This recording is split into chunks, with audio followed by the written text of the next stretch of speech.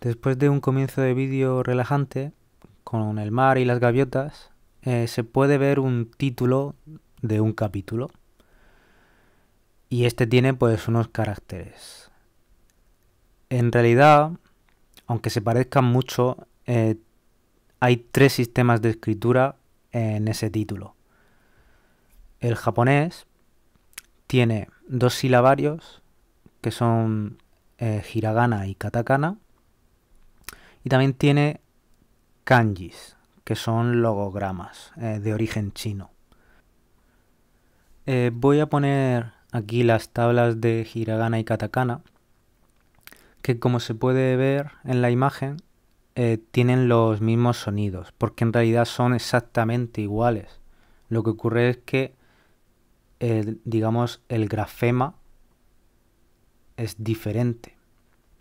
Está la A en hiragana y la A en katakana, pero la pronunciación es la misma. También existen más sonidos. En total son 107 sonidos, los sonidos del japonés. Lo que pasa es que todos estos sonidos son suma de los sonidos básicos, que son 46. Con saberte los 46 sonidos principales o simples es suficiente. Vamos a empezar a ver el título paso a paso. Lo primero que tenemos es un kanji que tiene encima 2 caracteres en hiragana, y tanto el kanji de abajo como el hiragana de arriba se leen ore y significan lo mismo. Significa yo, el pronombre personal yo. Ya hemos visto ore tanto en kanji como en hiragana, pero también hay otras maneras de decir yo, como por ejemplo watashi, o también está boku. ¿Cuándo se usa cada uno? Normalmente pues dependiendo de cosas como el rango de edad, el género de la persona, o también la formalidad, formal o informal, ¿no? Y eso pues ya depende del contexto. Hay muchos otros, solamente he puesto estos 3 como ejemplo porque son bastante generales. De hecho, watashi sería el más general, el que pueden utilizar hombres y mujeres. Luego estaría boku, que sería el que utilizarían los niños, normalmente masculinos, de género masculino.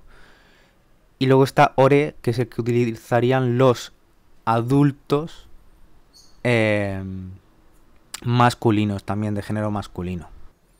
Pero eso no significa que luego la gente los utilice de una manera muy estricta, porque hay niños que utilizan ore, hay adultos que utilizan boku, y a lo mejor hay mujeres ya de 40 años que utilizan atashi en vez de watashi, que teóricamente eso lo debería utilizar las mujeres jóvenes. Entonces, bueno, no hay... digamos que hay unas normas generales, pero luego todo eso, las fronteras entre cuál utilizar cada uno, a veces son un poco difusas y depende de la situación, el contexto, etcétera. Volviendo a la primera frase, el pronombre ore le sigue una partícula de tema que indica de lo que se habla, y se escribe con el hiragana ha, aunque se pronuncia wa. Lo siguiente que viene es Luffy, que es el nombre del protagonista, y básicamente esta frase es la manera más sencilla de presentarse en japonés. Al utilizar el pronombre ore, sabemos implícitamente que es un hombre y que es un contexto más bien informal, porque si en su lugar decimos boku, pues el que estaría hablando sería un niño. Quiero comentar un detalle de la pronunciación del nombre de la primera frase.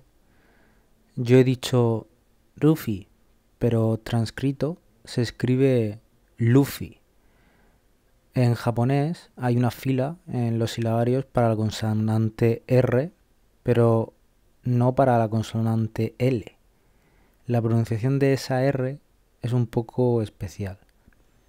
Ese sonido se representa con este fonema llamado vibrante simple lateral alveolar.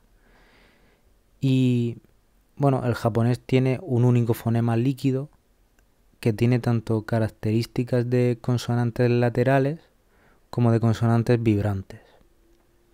En idiomas como el español o el inglés, la distinción entre la R y la L es fonológica y en japonés es alofónica, lo que significa que dependiendo del contexto fónico se produce la variación de obstrucción, existiendo situaciones donde el fonema se realiza como consonante lateral o como consonante vibrante, siendo entonces estos dos alófonos de este fonema. Y bueno, para no ser tan técnicos, traducido todo esto sería como que la R japonesa estaría a mitad de camino entre una R española y una L española. Eso no significa que no existan los sonidos de una R española o L española, pero depende del contexto, igual que la doble R española de, por ejemplo, perro, que esta técnicamente se llamaría vibrante alveolar múltiple. Se podría encontrar en japonés, pero es un alófono, no es un sonido, digamos, puro. La segunda frase empieza con kaizoku, que significa pirata, siendo el primer kanji el que tiene el significado de mar, y el segundo kanji que significa ladrón. En realidad, la palabra de esta frase tiene un tercer kanji que significa rey, que pronunciándose entonces la palabra completa como kaizoku o, por lo que la palabra sería algo así como rey de los piratas. El siguiente es el verbo naru, que significa convertirse o volverse. Junto con la palabra anterior tendríamos kaizoku o ni naru, y ahí la partícula ni es necesaria para que el verbo naru señale en lo que se va a convertir algo, que en este caso pues es la persona que es Luffy, ¿no?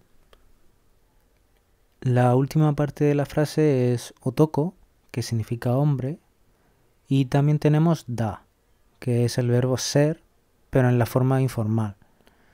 La forma formal se escribe desu, pero se pronuncia des. Ya teniendo la frase completa, sería kaizoku o ni naru otoko da. El japonés tiene una estructura de sujeto, objeto, verbo, mientras que el español es sujeto, verbo, objeto. Esto hace que a la hora de traducir, pues muchas veces haya que dar saltos extraños buscando los elementos que tocarían traducir. Y bueno, y además, pues por el orden de los elementos de esta frase en concreto, estamos ante una frase subordinada, que se traduciría paso a paso, pues empezando por el final. Pero ya que tenemos todos los elementos, pues vamos a traducir todo en orden. Vamos a escuchar a Luffy. Y tal como ha dicho Luffy, Ore wa Luffy sería la manera de presentarse y una de las primeras cosas que se aprende en cualquier idioma. Ore es el pronombre personal yo, en este caso masculino, y informal. Wa es la partícula del tema a la que lo que hay antes de wa es de lo que se va a hablar y lo que va después es la información nueva. Y en este caso la información nueva es Luffy, que es el nombre del protagonista.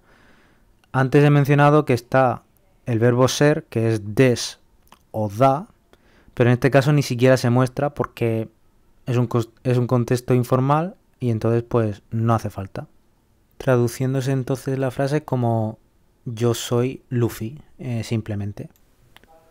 Vamos a escuchar otra vez a Luffy para la última frase. Y la última frase empieza, como hemos visto, con el Kaizoku wo.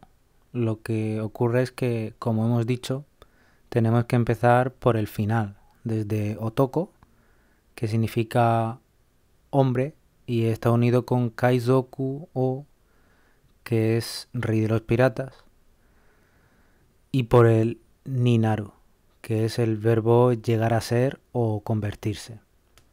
El japonés no tiene ningún elemento para unir la subordinada en este caso, pero en español sí es necesario un nexo, que en este caso es que, quedando entonces la frase traducida así: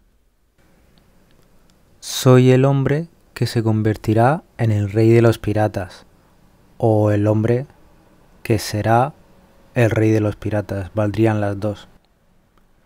Y con esto ya hemos terminado de analizar una de las frases más famosas de la serie One Piece, repetida 1001 veces por Luffy y sus tripulantes.